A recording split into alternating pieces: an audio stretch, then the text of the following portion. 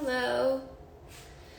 So today, things are obviously a little bit different. I'm talking to Julia Jackson, who is the founder of Grounded, which is a climate change organization, basically. And I'm obviously very bad at explaining what she does, which is why I'm having her come on to talk about it, because climate change is obviously something that we all need to be worried about. And the social justice issues that we're fighting for won't matter in the end if our planet is dying. So that is why we need to talk about climate change.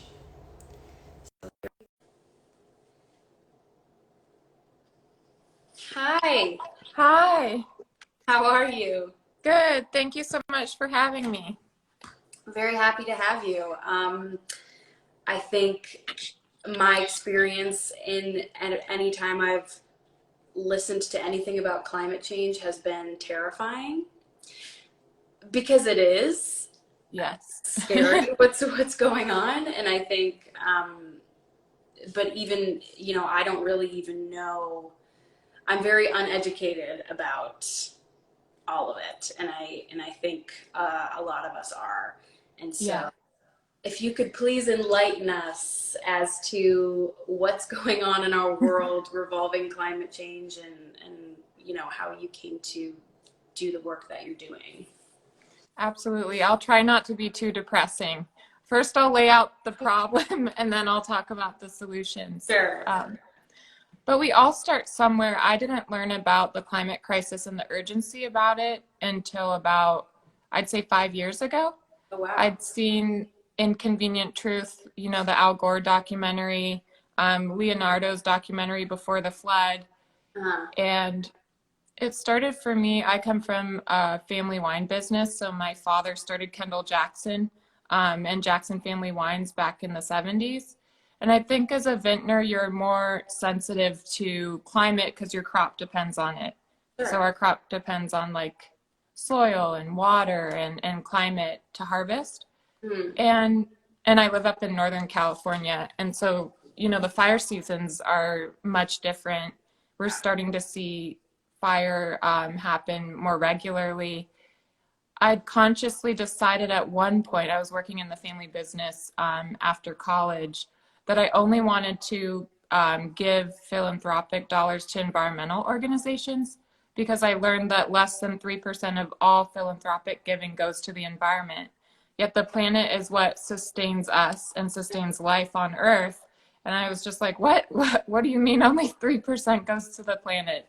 Um, and so I felt like just focusing. But even as an environmental philanthropist, I felt like I wasn't really having enough impact because even in the NGO community, they're all competing for funding and it's such a small slice of the pie. Um, so I had this vision to bring all of the doers with climate solutions together and create a summit because I'd gone to climate change conferences and it just felt like world leaders were patting themselves on the backs and corporations were buying their way into sponsorship to talk about what a good job they were doing on stage. And Yeah. it didn't really feel like I was witnessing any of the real solutions. Um, so while I was working in the family business in 2017, we had the wildfires that devastated this community. It was $9 billion worth of damage. I mean, you live in LA, right? I Like you've do. seen like the Malibu fire. It's Yeah. scary. It's very. Um, and so I was forced to evacuate my property, and it really was like the apocalypse. Like I remember driving down the freeway, and the hospital was on fire. Yeah. It was like a narrow escape for me to drive through the fire. And I just remember thinking to myself, the climate crisis isn't in the next 100 years. It's right here and right now. And I need to do something. So I consciously decided in 2017 to take a sabbatical from my family business and to focus 90, maybe 95% of my efforts on climate. Wow. And um, find out and take a really deep dive into climate solutions.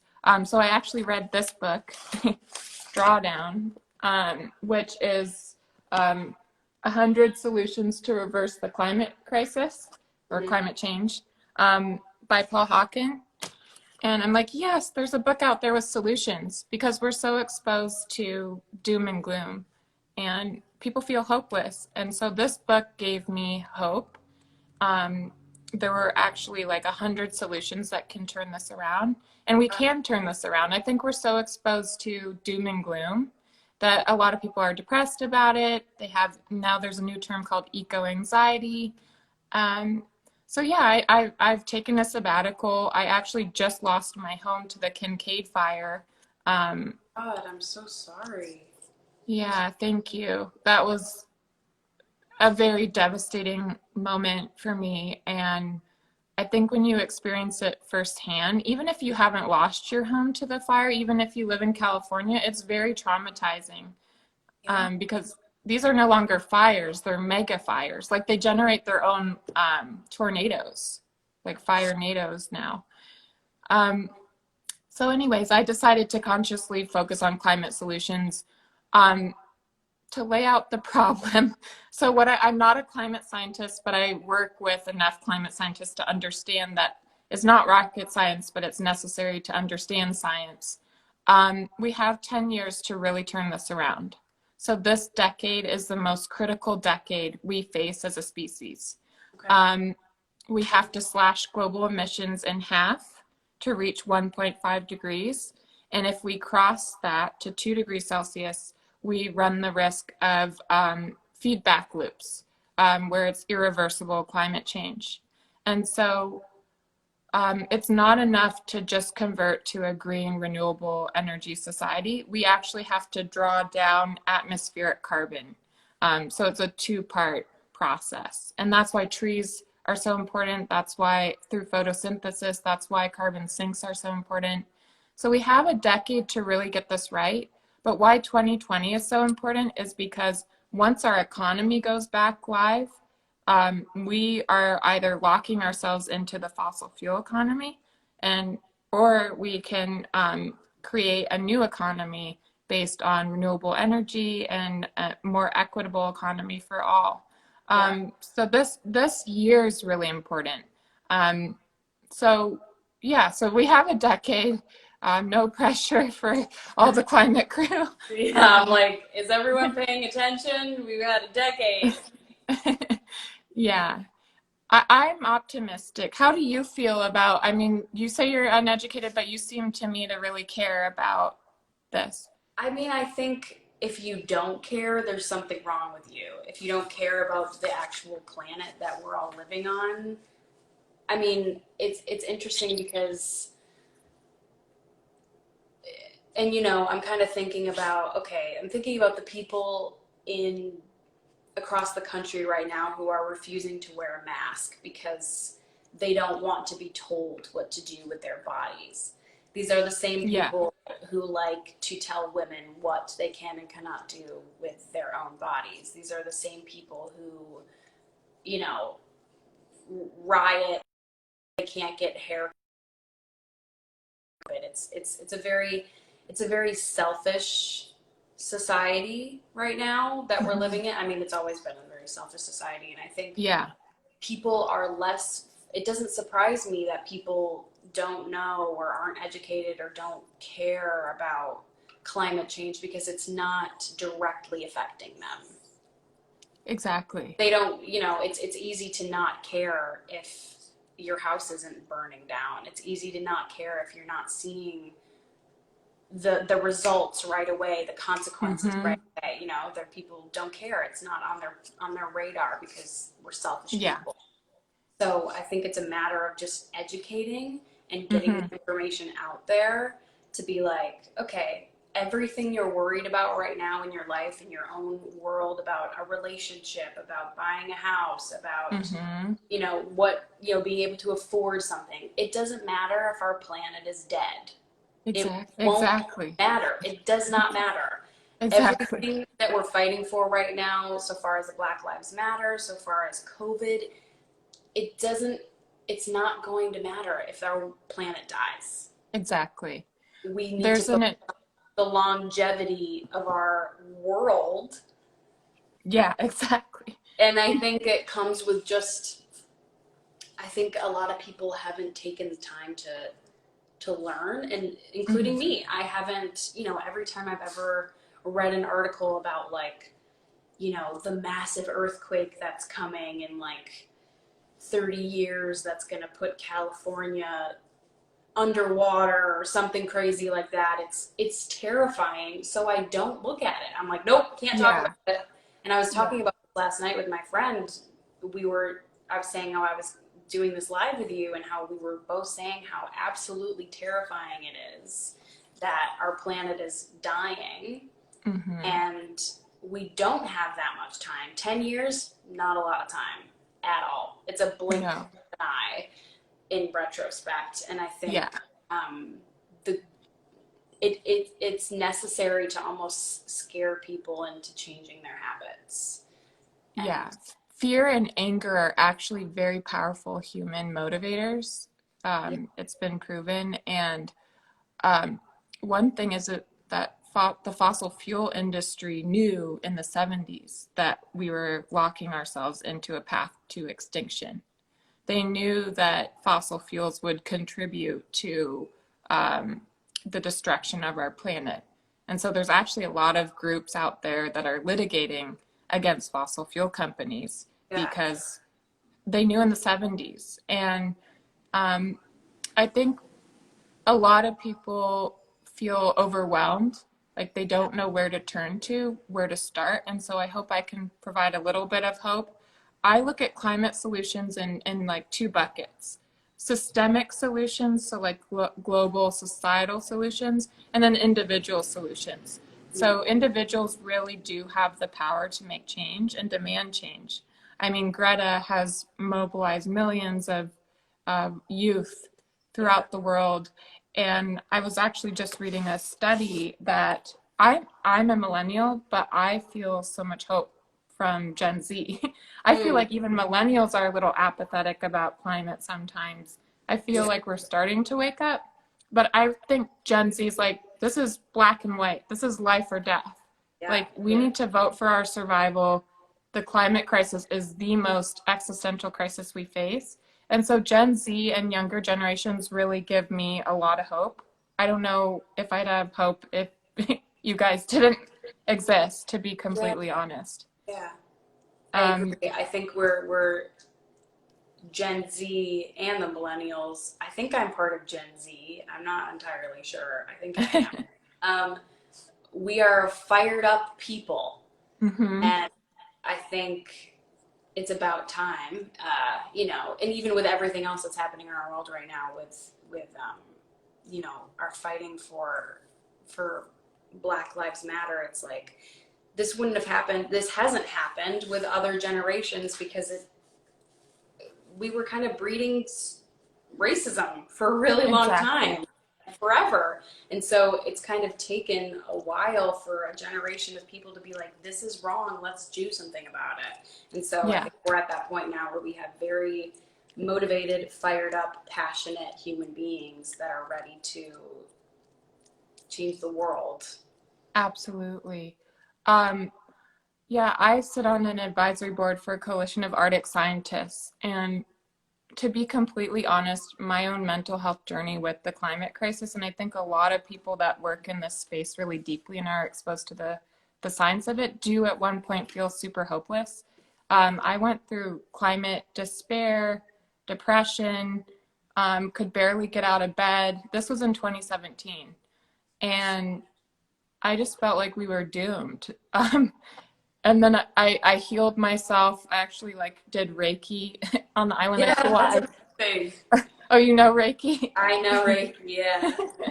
It really helps. So I healed myself and basically came out of that like I have to do something. I can't afford to be depressed. Like we need to mobilize all these climate solutionists. And since working in the climate space very deeply the last 3 years, I can say that yes, it's dire. Yes, it's existential. but we have all the solutions. We aren't waiting for technological innovations or post-lab solutions. We have them right here and right now. They need more funding, they need more policy support, and they need support of the masses to really understand what those solutions are so that we can put pressure and adopt them. I think some really interesting solutions, I mean, there's the systemic solutions and then the individual solutions. I'll go over a few individual solutions. One that's extremely important is food waste. So food waste were its own country, it would be the third largest emitter globally of global greenhouse gas emissions. So make sure for everyone watching that you eat everything on your plate. It's super important. It's even more important than, recycling. I mean, recycling's super important. It's hard to like prioritize these, but food waste releases methane, which is a short-lived greenhouse gas emission, which is more potent than carbon dioxide. So not wasting your food is really important. Another solution is voting. There was a study done by Global Amnesty for International on, I think, ages 18 to 25, and they surveyed like 22 countries. And climate is the #1 most important issue for all of these young voters out there. And so I really see this election as voting for our survival, because this is the most important election of our lifetime to really ensure that we go back into the Paris Agreement. Because even if Paris Agreement, a lot of people say it's not enough. There's also like the Biodiversity Convention. It still sets the moral stage for the rest of the world to follow. Sure. And I believe this election is vital for our survival. So for all of you watching, if you haven't registered to vote, that is super important for the climate crisis. There's a great youth mobilizing organization called Next Gen. So check it out. So food waste, voting, who you bank with. A lot of people don't realize their 401ks or where they bank. These banks are contributing to drilling in the Arctic, deforesting the Amazon, and funding the fossil fuel industry in the amount of billions of dollars. A bank that I have switched to is Bank of the West. They're divesting from the fossil fuel industry, and there aren't many out there.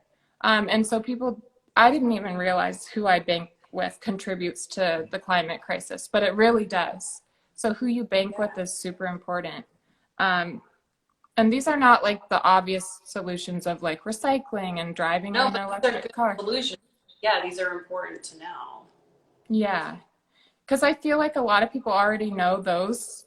Those are like the most talked about solutions, but there's some that I feel like are even more important and have more impact. So voting is huge.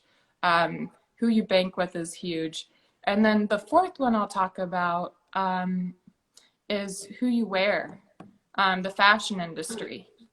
A lot of people don't realize that the fashion industry contributes to 10% of global greenhouse gas emissions. So much waste in the fashion. And a lot of waste. So much. And fast fashion, I've actually stopped buying clothes. After I lost everything in the fire, I realized I don't need any of this stuff. And I used to love to shop, but I think once you lose everything, you're just like, what really matters is family, love, friends, survival. Like, let's get back to basics. But I'm not telling people to not shop. Just make sure whomever you're supporting is conscious, is ethical, is conscientious about our climate, if they're in the fashion world. because fast fashion in particular is very detrimental to the climate. So those are 4 that I thought would be like relevant for people. Yeah. And I mean, there's so many more. Yeah. Of course, driving an electric car, renewable energy in your home, your refrigerator. The number 1 solution to the climate crisis in this book is actually refrigerant management. Believe it or not, refrigerators contribute the most to the climate crisis because of HFCs. And those are short-lived greenhouse gas emissions, because I think the end cycle of a refrigerator, the last like 10% of its lifespan, they aren't recycled properly, and then they decompose and release HFCs. Whoa. So what would be the solution to that? Like getting a better refrigerator, or what's the... Yeah, so Googling like HFC free refrigerators, or I think there are a few out there. I was actually very surprised. I'm like, how is this the number 1 contributor to the climate crisis and drawdown, and yet there is a lack of people really mobilizing on this? Yeah, I think it's a lack of education, a lack of knowing. Yeah. I didn't know. Who the hell knows that? I didn't know that, It's like... Yeah. It's a So matter of... how you recycle your refrigerator, basically. Okay, interesting. Okay. Yeah. And then also, I think eating local, supporting local farmers. If you have a farmer's market, shop at the farmer's market, because the carbon footprint of your food is massive, depending on the industry. So I like to support local farmers, shopping at farmers markets, and people that raise meat humanely. I tried being a vegan, and it didn't work for my body type for a while. Like I'm a conscious omnivore. Got it. That's cool. So those are some like solutions on an individual level, and I don't know if you have any questions, or your audience. I mean, I think my question is, because I think it's important for people to know if our world, because I think maybe, and even I am not entirely sure what the phrase climate change actually means and what it entails. And I think it's important if you can kind of enlighten and explain the path that we're headed on now, of using fossil fuels and,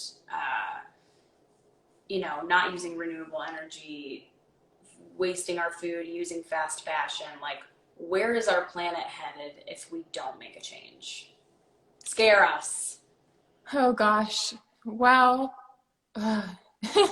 it's actually in this book, The Future We Choose. It's 2 scenarios, which is what you're talking about, business as usual, or if we change. Okay. Well, if we really want to get scared, if we continue business as usual, I had never heard of permafrost. Permafrost is a third of all shorelines globally are permafrost, covered in permafrost. It's basically frozen ground that's no longer freezing. And underneath the thawing permafrost is 1.8 trillion tons of CO2. And it's thawing rapidly. In fact, Siberia is on fire right now. The Arctic is normally not on fire. So we're already going to be living in on a radically different planet. There's no escaping that. I think the best parts of the planet will be uninhabitable, especially around the equator. It will be too hot to walk outside. People will be cooked to death by 2050. They're saying by 2050, if we continue business as usual, half of the planet will be uninhabitable.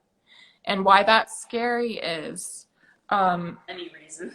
many reasons. And this isn't talked about enough, but the war in Syria and now what's going on in Yemen. Yes, there were other compounding factors to those wars, but Um, the the farmers basically their land became like desertified, so they could no longer grow crops because of drought and water scarcity. So they actually fled their, like 4 million of these farmers fled their farmland and then went into the capital.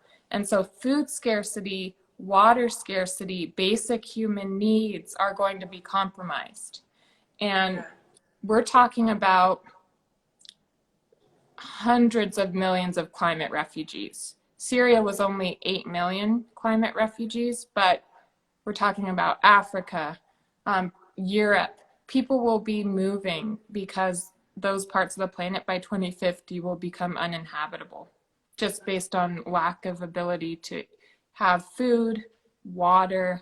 Even California, we're becoming like we're like a semi-arid climate, but we're definitely at risk of becoming an uninhabitable part of the planet.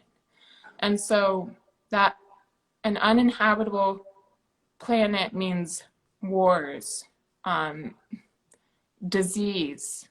COVID is our abuse of the natural world.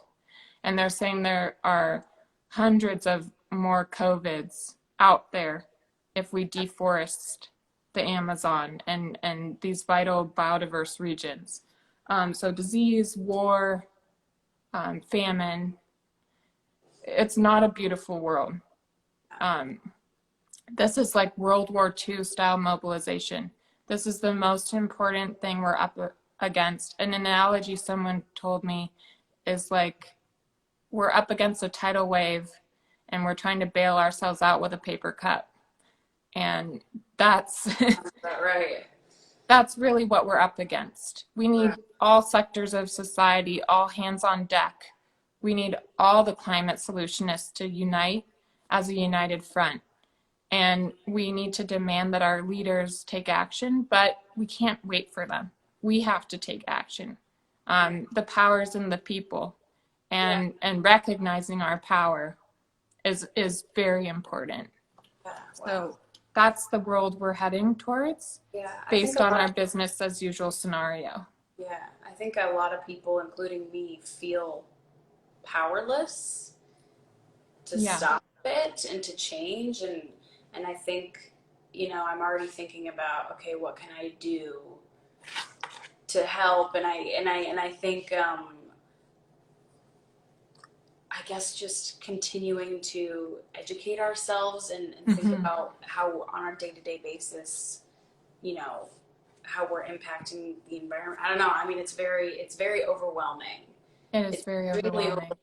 And it's not something that, one person can handle alone. But I think it's a conversation that needs to be had with your friends and your family. And wow, it's very overwhelming. I love my dog. About to come here.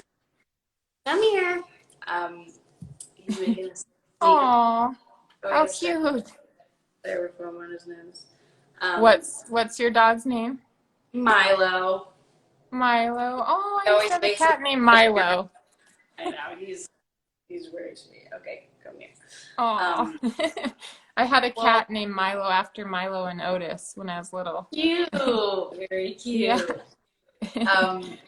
I mean, it's like, and again, I was talking about this with my friend last night. It's, how can we even talk about a future or having kids if we don't stop to consider the world that they're going to live in?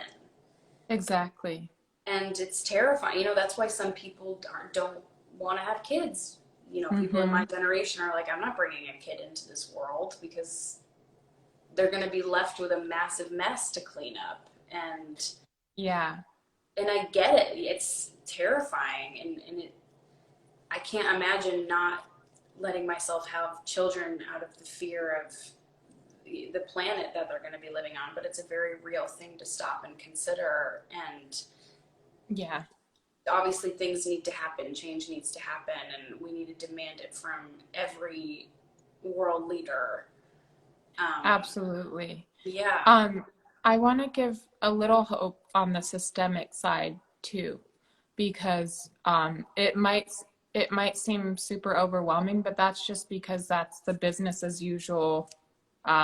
If we stay business as usual, now we have an opportunity to not stay business as usual, which is actually like a decent opportunity where I do believe people are really waking up to the urgency of this crisis. There's an amazing environmental minister named Carlos Manuel. He's the Minister of Environment of Costa Rica. And through studies with earth scientists, they've determined that we must protect 30% of the planet by 2030.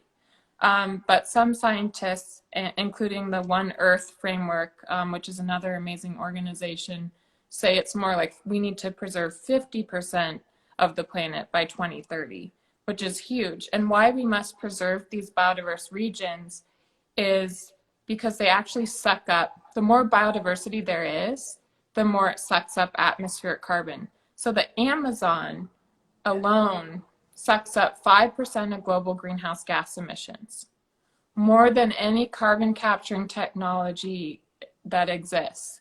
And how you protect these biodiverse regions, people might not realize this, I didn't until like a few years ago, is to empower indigenous communities. And indigenous communities, they're only 5% of the global population, yet 80% of the most biodiverse regions on the planet, so the biggest climate solutions, which are sucking up carbon, are occupied by indigenous communities.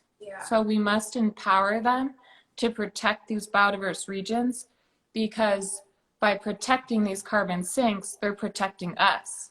I consider indigenous communities like guardians of our survival. So it's actually in our selfish best interest to empower indigenous communities and to help them protect their territories.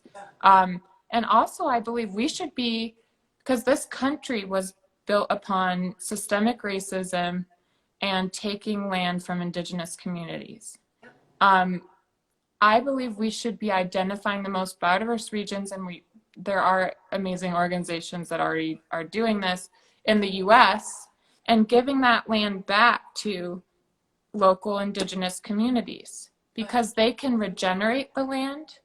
I've talked to an Atomi Toltec elder, Mindahi, my friend, actually yesterday. He said you can turn poison back into life just through their prayers, drum ceremonies, and tending to the land in such a heartfelt way. They have a deep connection with the land, and that is what helps biodiversity flourish. Because a lot of people are like, well, what's the point of human beings? Like, we're just parasites and we're destroying our planet.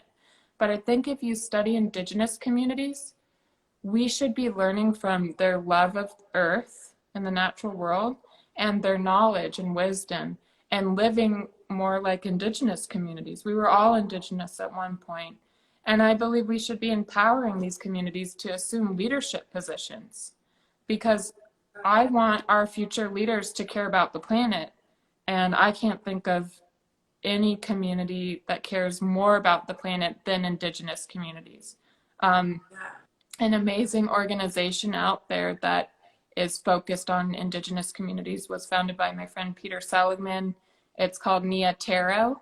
And so he's providing indigenous communities, and even in northern Brazil, because 70% of the Amazon is in Brazil, and Bolsonaro is deforesting it at a very alarming rate. He's providing them with on-the-ground resources to protect the Amazon. So that's some of the work I'm going to be doing, as well as advocacy for indigenous communities, because they absolutely need to be protected and empowered. And if we do that, we'll save our planet. I really believe we'll save our planet. I hope so. Wow. Yeah. Well, yeah, I mean, I think if anyone stops to listen and watch this and actually let it sink in, it's like, this is vital. It needs to happen. It just needs to happen. Otherwise, we're looking at apocalypse, you know, like a just a terrible Exactly. picture. Um, so yeah, I mean, I would obviously love to continue helping in any way that I can. If you want to, you know, text me or DM me any links to any resources that I can put in the description of this live as well, just for people to, you know, donate if they can or educate themselves. That would be amazing. Thank you so much for taking the time out of your day to talk to me and to educate Yeah. me as well as everyone else who's going to end up listening. It's so important, and you really are changing the world in your own way. And I'm so appreciative of the work that you're doing on behalf of the human race. Oh, thank you. Yeah, you're a Um, so champion. many people are though, so don't feel like there aren't so many amazing individuals out there working on this. There are. So I don't want you guys to feel so depressed about this. I mean, it is existential, but we have all the solutions. One solution I just want to give you hope on to leave is regenerative agriculture, which is no-till and not using synthetic pesticides, herbicides. Hmm. If scaled globally, could sequester, scientists are saying, I mean, they debate on the amount, sequester 1 trillion tons of atmospheric carbon, which would put us back at 1870 levels of parts per million in the atmosphere. So that alone, if scaled as a climate solution, would actually stabilize the climate. Now, we shouldn't be emitting more carbon, and we should be converting to renewable energy. But imagine if globally we just got behind regenerative agriculture, or the Yeah. fashion industry got behind regenerative agriculture. We could really turn this around. So there are so many solutions out there. I don't want the audience to feel hopeless. I mean, I'm optimistic. I'm sorry if I've seemed kind of like doom No, about it. don't. Um, I think we have to turn this around. We have no choice. Like this Yeah. is, we're inheriting this planet. Yep. Yeah, we don't Yeah, have but thank you so much for having me first. and listening. I'm still learning too on the climate crisis. I'm constantly learning. And again, the books I'd really recommend, The Future We Choose by Christiana Figueres and Drawdown by Paul Hawken. Those are two books that are great to start with and easy reads. Actually, this one's a little more doom and gloom, Yeah. but Okay. Cool. Well, thank you. Thank yeah, you again. This was very informative and frightening, but also inspiring. And I'm optimistic too. I think we need to rally the troops. Like let's do what we can. Let's work together on this. Let's keep talking about it as a society, yeah, human beings. Like this should be something that we talk about every day. Um, absolutely. yeah, And thank you. I know so many solutionists too. If you ever want to get a solutionist on, Yeah, or a scientist, any type of earth yeah. scientist, Wow. um, whomever I can connect you with my climate that friends Amazing. that I'm learning from, to be honest. Yeah. No, that would be amazing. I would love that. I would love to keep talking about this. I think I would love to keep learning. People would love to keep learning. So yeah, I would love that. Yeah, Thank you again. Um, really appreciate it. I will be checking out those books personally. So thanks for the recommendations. Um, and thank you again. I really appreciate it. yeah. Thank you so much for talking about this and for Yeah, all you do to champion Black Lives Matter, climate. I mean, your Instagram lives are really inspirational. So thank thank you. you. Yeah, thank you. I appreciate it. I'll Yeah. talk to you soon. Okay. Bye, Lily. Thank you. Bye.